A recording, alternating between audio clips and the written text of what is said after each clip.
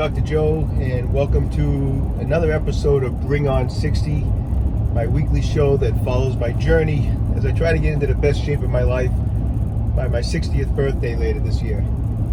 So hope everyone had a great week of training, of eating healthy, of doing all the right things. So a few things this week. We'll definitely, we're going to be doing another weigh-in and physique update a little bit later. Update on the knee. I am officially not having knee surgery, and I'm kind of glad about that, and I'll tell you a quick story about that. So it's funny. I saw my third orthopedic doctor this past Monday, and I tell you, it's so interesting when if anyone needs or is told that they have to have anything major done, like surgery or anything like that, you got to get more than one opinion. So many people just jump the gun. They have a problem, they go to, say, the orthopedic, they go see one person, and they do whatever they say, and I'll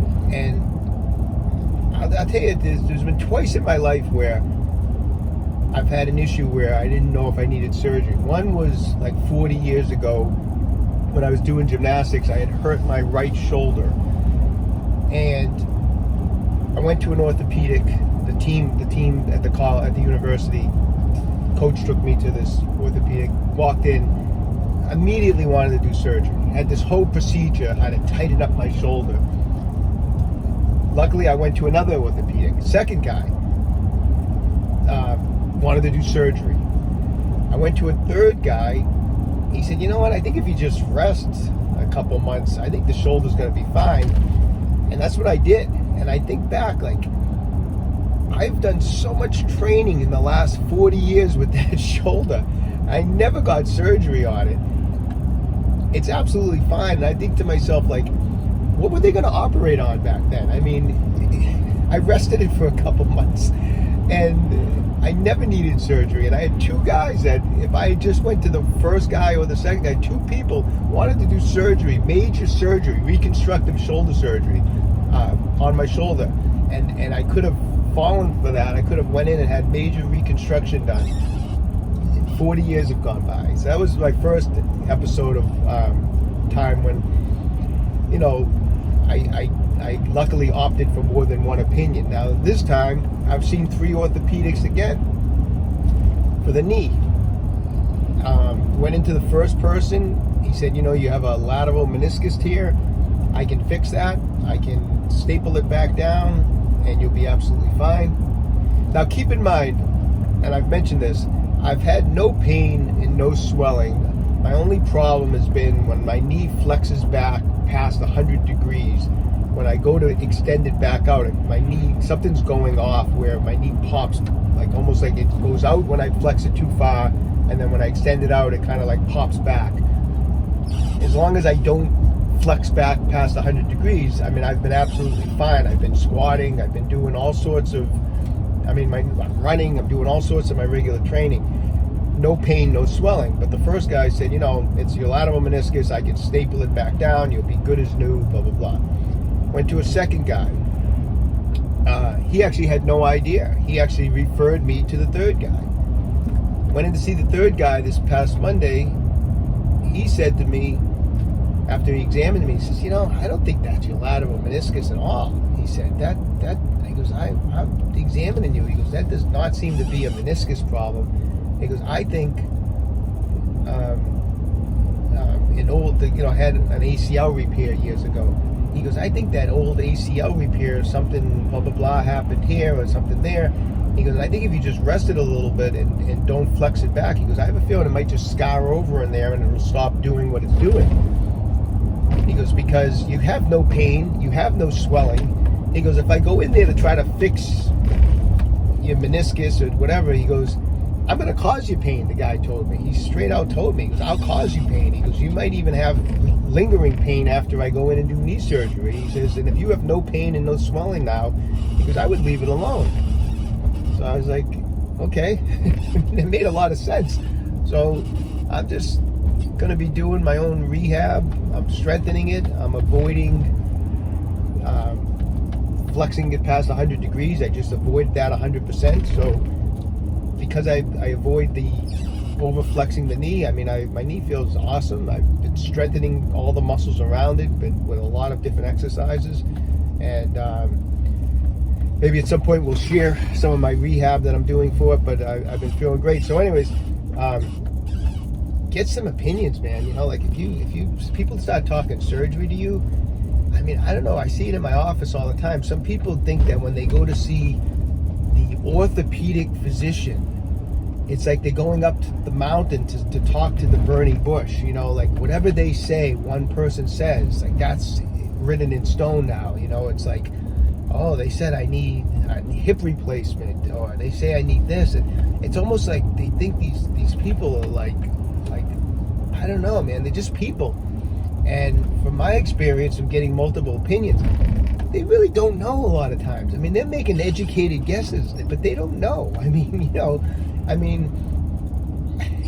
how could one person be so sure you need surgery and another person say you don't? I mean, it shows you that there's a lot of room for opinion and educated guess here, you know. And I don't know why people think sometimes, you know, they go to one doctor, like I said, and they think they're talking like they're going up to see the burning bush. I mean, they're just people, and they're just making opinions. You know, nothing is etched in stone about different injuries. You know, so get multiple opinions on any problem you have. Especially, like I said, if they're talking surgery, do not just go to one person and let them talk you into why you need surgery. So, anyways, enough of that, right? But that's the good news, no surgery, and hopefully it all works out. One last thing before we go on to some other parts of this episode.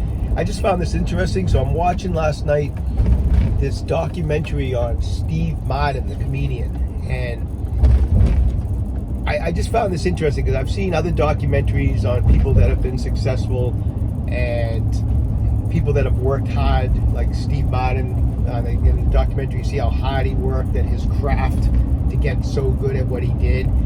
And they kept showing in the documentary footage and pictures of his old notebooks. And sure enough, he wrote everything down, you know, everything he would try, what worked, what didn't work, what was funny, what wasn't funny, you know.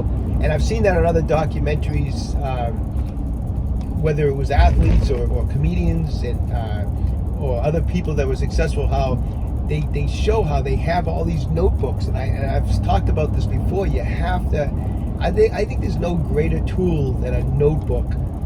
No matter what you're doing, whether it's for fitness or for career, write stuff down. You know, like if you think you can remember everything that goes on and everything that you've done day to day, you're highly mistaken. You know, I know. For me, like a notebook, even for just training, I mean, how are you going to remember what you did last week? You know, set for set, weight for weight, reps.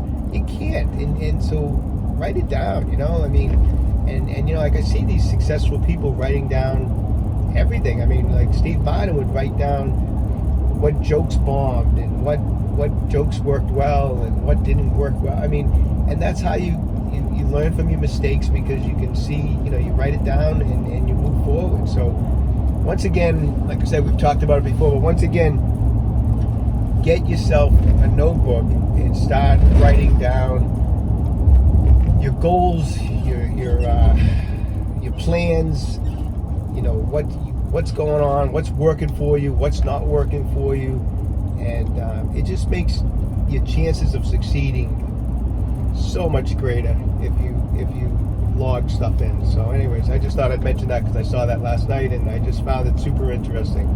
Another successful person who kept a notebook for years and years and years. So all right, so let's get to the rest of the episode this week, and I hope you enjoy this week's episode of Bring On 60.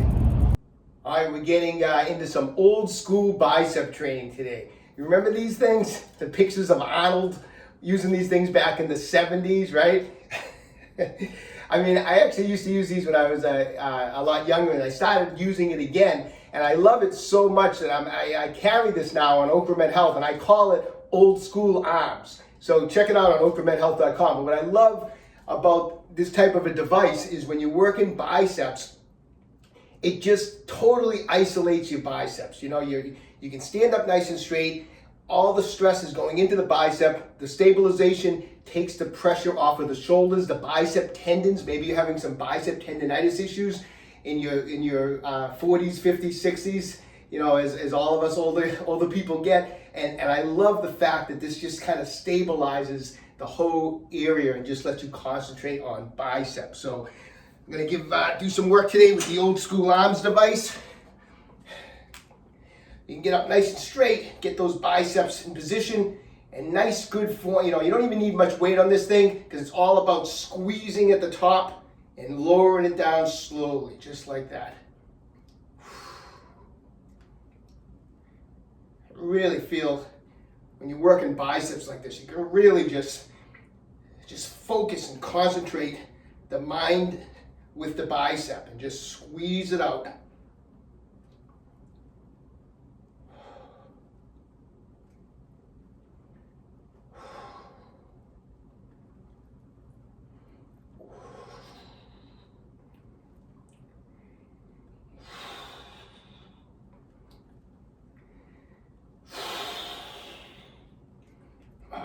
Feel the burn going.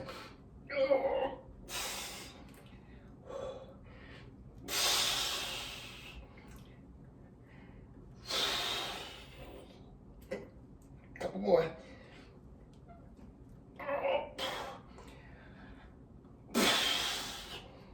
All right, last rep. Let it down slow. Let it burn. Oh yeah. Oh man, you gotta love this thing. Old school arms.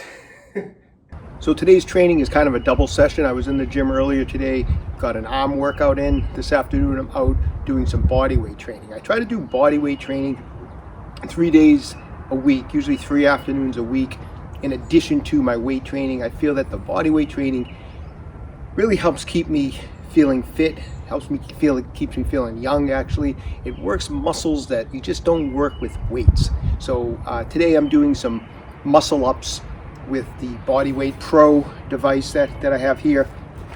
I like it because I can get a lot of reps, and it's a great way to, if you can't do a muscle up too, it's a great way to learn how to do a muscle up.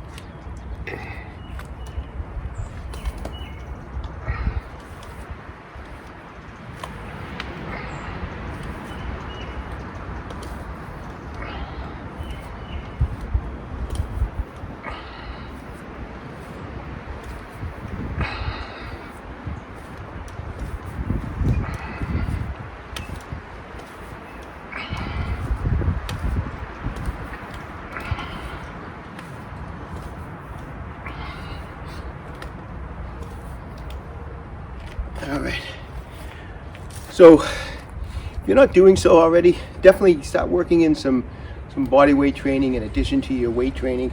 I think you'll really start noticing a difference. It really helps just the way you move about during the course of the day. I guess the best way to say it is it kind of just puts an extra spring in your step. That's what I find anyway. So anyways, hope you enjoy the rest of the video. Okay, let's get a weekly weigh-in today. See where we're at.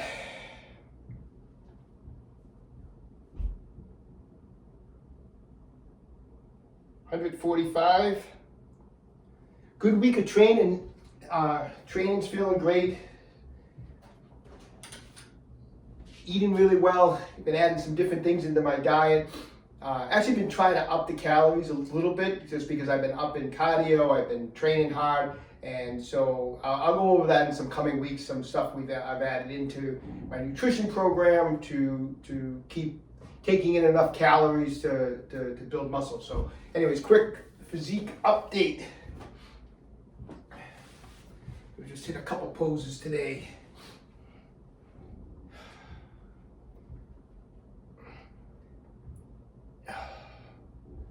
I've been feeling good. Knees been feeling good.